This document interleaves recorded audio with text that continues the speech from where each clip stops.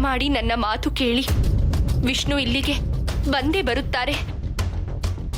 ಯಾವುದೋ ಅನಿರೀಕ್ಷಿತ ಘಟನೆ ನಡೆದು ಅವರು ಇಲ್ಲಿಗೆ ಬರುವುದು ತಡವಾಗಿರಬೇಕಷ್ಟೇ. ನನ್ನ ಮನಸ್ಸು ಹೇಳುತ್ತಿದೆ, ಅವರು ಖಂಡಿತ ಇಲ್ಲಿಗೆ ಬಂದೇ ಬರುತ್ತಾರೆ.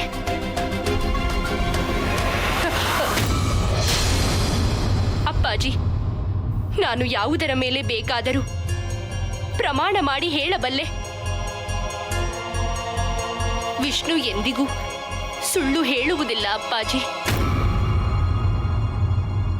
ನಾನು ನಿನಗೆ ಕೊಟ್ಟ ಮಾತಿನಂತೆ ನಡೆದುಕೊಳ್ಳಲು ಆ ವಿಷ್ಣುವಿನ ಬರುವಿಕೆಗಾಗಿ ಇಲ್ಲಿಯವರೆಗೂ ಕಾದಿದ್ದಾಯ್ತು. ಆದರೆ ಆ ಕಾಯುವಿಕೆಯಿಂದ ಸಮಯ ಕೇವಲ ವ್ಯರ್ಥವಾಯಿತೇ ಹೊರತು ಆ ವಿಷ್ಣು ಬರಲೇ ಇಲ್ಲ. ನಿಯತಿ, ಆ ನಿನ್ನ ವಿಷ್ಣು ಬರುವುದಿಲ್ಲವೆಂಬುದು ನನಗೆ ತುಂಬಾ ಚೆನ್ನಾಗಿ ತಿಳಿದಿದೆ. ನೀನು ನನಗೆ ಕೊಟ್ಟ ಮಾತಿನಂತೆ ನಡೆದುಕೊಳ್ಳಲು ಸಿದ್ಧಳಾಗುವಷ್ಟೇ.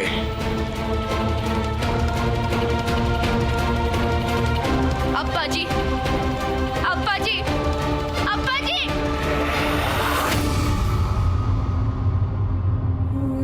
ಅಪ್ಪಾಜಿ, ದಯಮಾಡಿ ಇನ್ನು ಸ್ವಲ್ಪ ಸಮಯ ಕೊಡಿ. ವಿಷ್ಣು ಬಂದೇ ಬರುತ್ತಾರೆ. ಅವರು ಮಾತಿಗೆ ತಪ್ಪುವುದಿಲ್ಲ. ಅಪ್ಪಾಜಿ, ಅಪ್ಪಾಜಿ, ಅಪ್ಪಾಜಿ, ಅಪ್ಪಾಜಿ!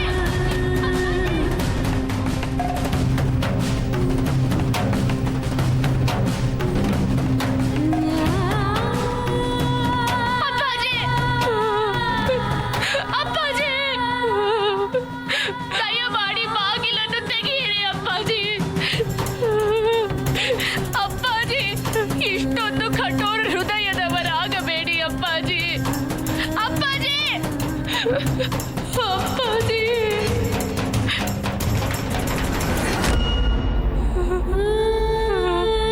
ಅಪ್ಪಾಜಿ!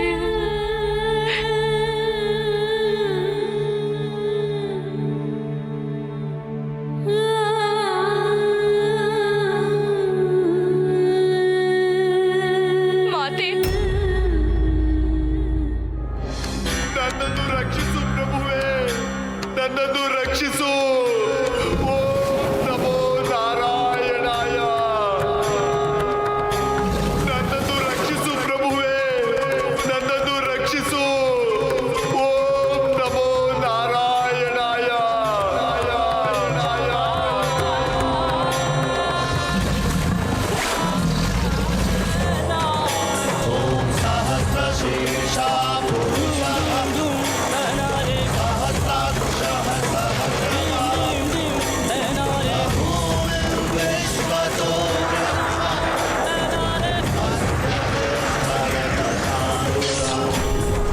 ಪ್ರಣಾಮಗಳನ್ನು ಸಲ್ಲಿಸುತ್ತೇನೆ.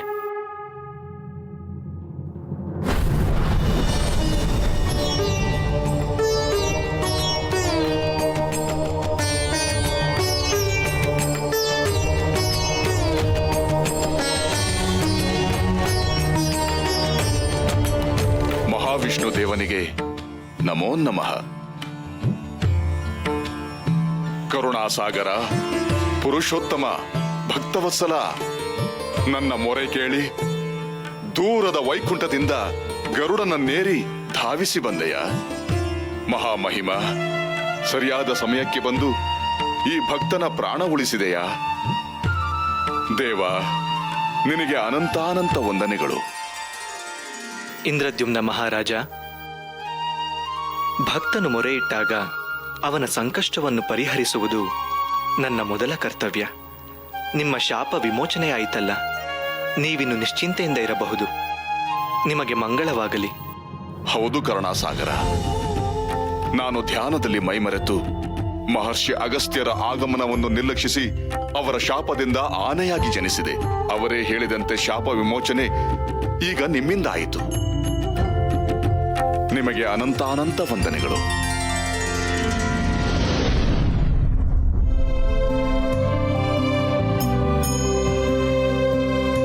ಪ್ರಭು, ನೀವು ನಿಯತಿ ರೂಪದಲ್ಲಿರುವ ಮಾತೆ ಲಕ್ಷ್ಮೀದೇವಿಯವರ ಕೋರಿಕೆಯಂತೆ ಭೃಗು ಮಹರ್ಷಿಗಳ ಆಶ್ರಮಕ್ಕೆ ನೀವು ಭೇಟಿ ಕೊಡಬೇಕಾಗಿದ್ದ ಸಮಯ ಮುಗಿದು ಸೂರ್ಯಾಸ್ತವಾಗುತ್ತಿದೆ.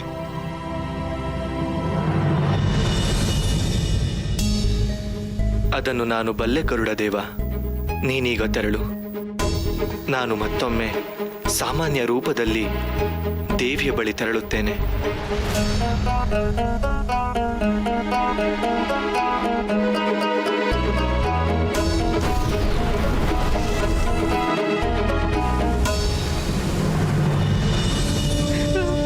ಸೋದರ, ನೀವಾದರೂ ತಂದೆಯವರಿಗೆ ಹೇಳುವ ಕೃಪೆ ಮಾಡಿರಿ. ಅವರು ಖಂಡಿತವಾಗಿಯೂ ನಿಮ್ಮ ಮಾತನ್ನು ಕೇಳುತ್ತಾರೆ. ಸೋದರ, ದಯಮಾಡಿ ತಂದೆಯವರಿಗೆ ಬಾಗಿಲನ್ನು ತೆಗೆಯಲು ಹೇಳಿರಿ.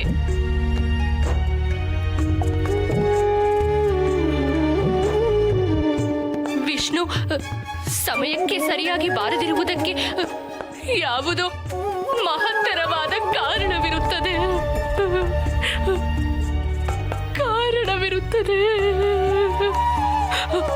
ಅವರು ಖಂಡಿತವಾಗಿಯೂ ಆ ಕಾರ್ಯವನ್ನು ಮುಗಿಸಿ ಬಂದೇ ಬರುತ್ತಾರೆ.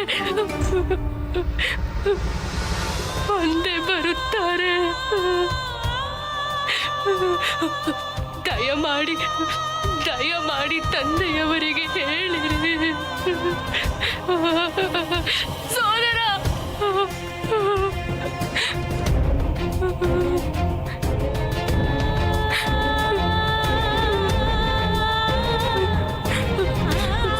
ನೀವೆಲ್ಲರೂ ಏಕೆ ನನ್ನನ್ನು ಇಷ್ಟೊಂದು ನಿರ್ಲಕ್ಷ್ಯ ಮಾಡುತ್ತಿದ್ದೀರಿ?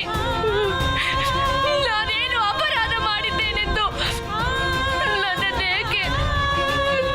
ನನ್ನೇಕೆ ಶತ್ರುವಂತೆ ನೋಡುತ್ತಿದ್ದೀರಿ?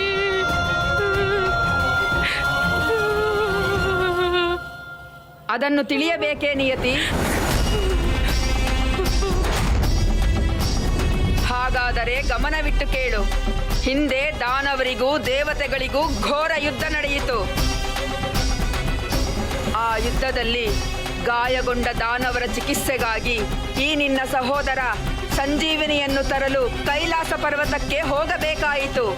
ಅದಕ್ಕಾಗಿ ಶುಕ್ರನು ದಾನವರ ಸೈನ್ಯದ ಜವಾಬ್ದಾರಿಯನ್ನು ನನಗೆ ವಹಿಸಿ ಹೋಗಿದ್ದನು.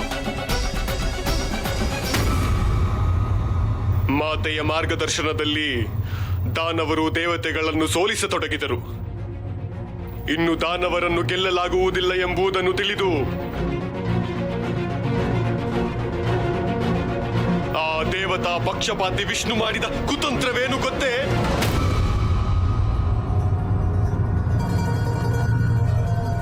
ಸ್ವತಃ ವಿಷ್ಣು ನನ್ನ ಬಳಿ ಬಂದು ದಾನವರಿಗೆ ಸಹಾಯ ಮಾಡಬಾರದು, ಮಾರ್ಗದರ್ಶನ ನೀಡಬಾರದೆಂದು ಪದೇ ಪದೇ ಕೇಳಿಕೊಂಡನು. ಅವನ ಕುತಂತ್ರಕ್ಕೆ ನಾನು ಮಣಿಯಲಿಲ್ಲ. ಆಗ ವಿಷ್ಣು ಮಾಡಿದ ಘೋರ ಕೃತ್ಯವೇನು ಗೊತ್ತೇ?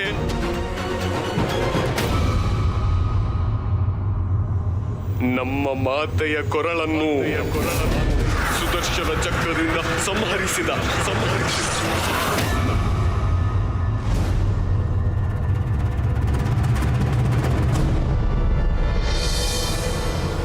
ಏಕೆ? ನನ್ನ ಕೊರಳನ್ನು ಕತ್ತರಿಸಿದ ಮೇಲೆಯೂ ಇನ್ನೂ ಜೀವಂತವಾಗಿದ್ದೇನೆ ಎಂದು ಆಶ್ಚರ್ಯವಾಗುತ್ತಿದೆಯೇ?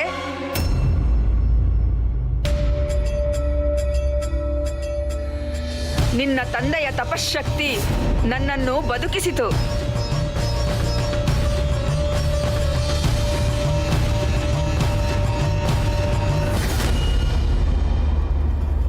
ಇಂತಹ ದುಷ್ಟತನವನ್ನು ತೋರಿದ ವಿಷ್ಣುದೇವ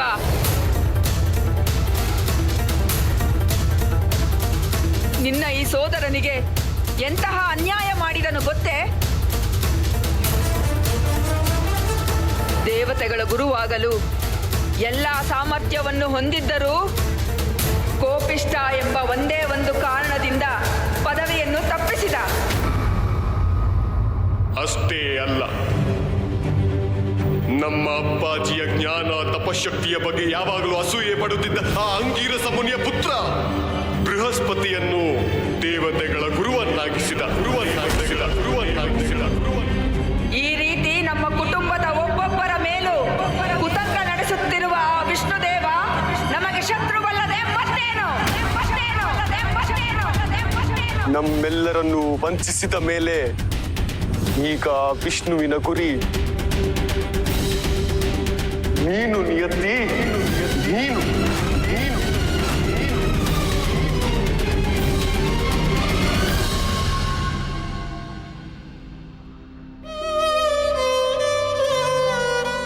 ಹೌದು ಮಗಳೇ, ನೀನು ಆ ಶತ್ರುವಿನ ವಂಚನೆಗೆ ಬಲಿಯಾಗಬಾರದು. ನಮ್ಮ ಮಾತಿನಂತೆ ನಡೆದು ಆ ವಿಷ್ಣು ದೇವನಿಂದ ನಿನ್ನನ್ನು ನೀನು ರಕ್ಷಿಸಿಕೊ. ನಿನ್ನನ್ನು ನೀನು ರಕ್ಷಿಸಿಕೊ ನಿಯತಿ.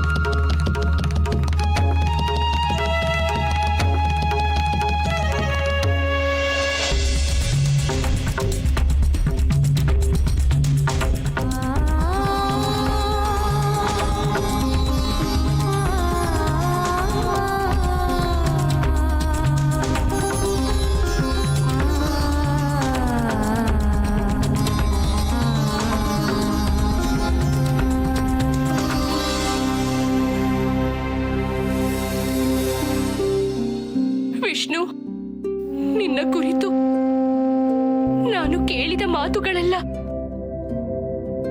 ನಿಜವೇ?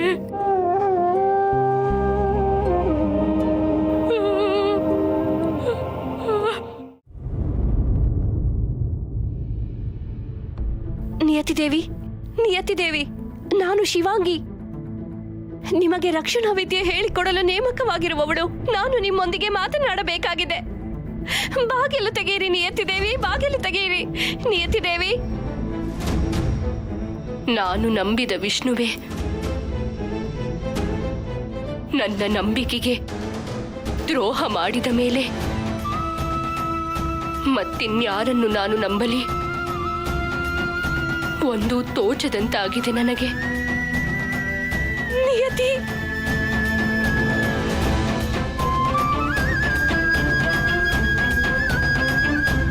ನಿಯತಿದೇವಿ,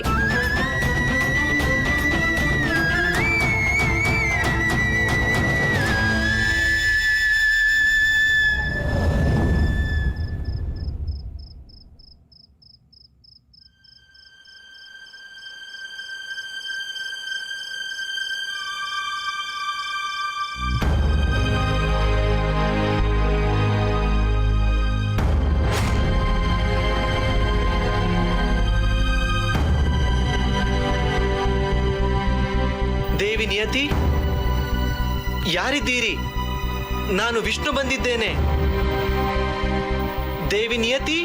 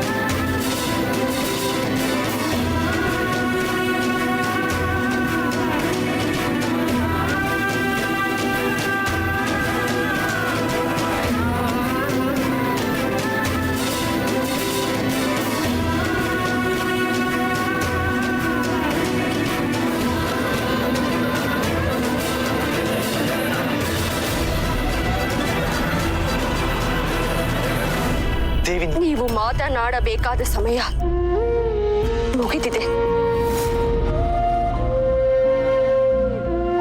ನೀವಿಲ್ಲಿ ಬಂದ ತಪ್ಪಿಗೆ ನಾನು ಮಾತನಾಡುವುದನ್ನು ಕೇಳಬೇಕಷ್ಟೆ.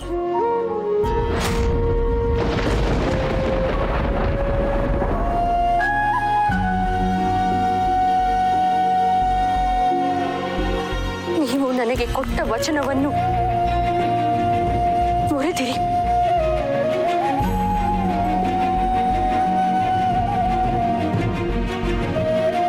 ನಿಮ್ಮ ಮೇಲೆ ನನಗಿದ್ದ ಪ್ರೀತಿ, ವಿಶ್ವಾಸ, ಭಕ್ತಿ ಎಲ್ಲವನ್ನು ನೀವೇ ಕೊಂದು ಬಿಟ್ಟಿರಿ.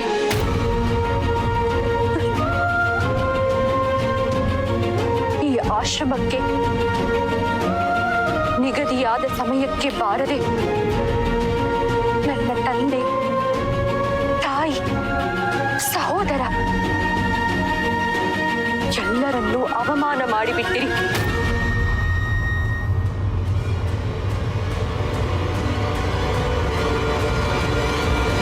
ನನ್ನ ತಂದೆ ಹೇಳುತ್ತಿರುವುದು ಸತ್ಯ.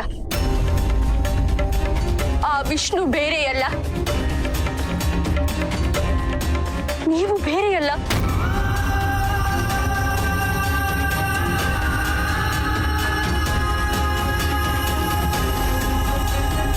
ಈಗ ನಿಮ್ಮ ಮಾತಿನಲ್ಲೇ ನಾನು ಅದನ್ನು ತಿಳಿಯಲು ಬಯಸುತ್ತೇನೆ. ಆ ಮಹಾವಿಷ್ಣು ನೀವೇ ಎಂದು ಸತ್ಯ ಒಪ್ಪಿಕೊಳ್ಳಿರಿ.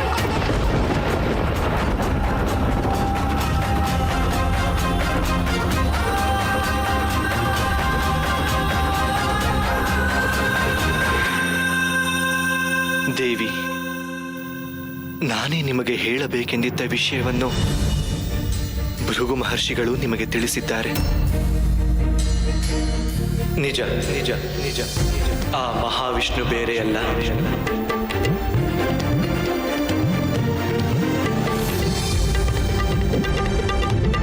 ಈ ವಿಷ್ಣು ಬೇರೆಯಲ್ಲ.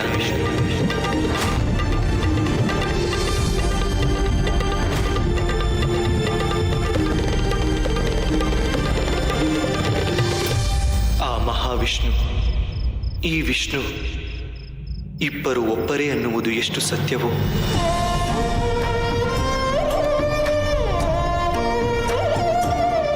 ಆ ನನ್ನ ಮಹಾಲಕ್ಷ್ಮಿ, ಈ ನನ್ನ ನಿಯತಿ ಒಬ್ಬರೇ ಅನ್ನುವುದು ಅಷ್ಟೇ ಸತ್ಯ.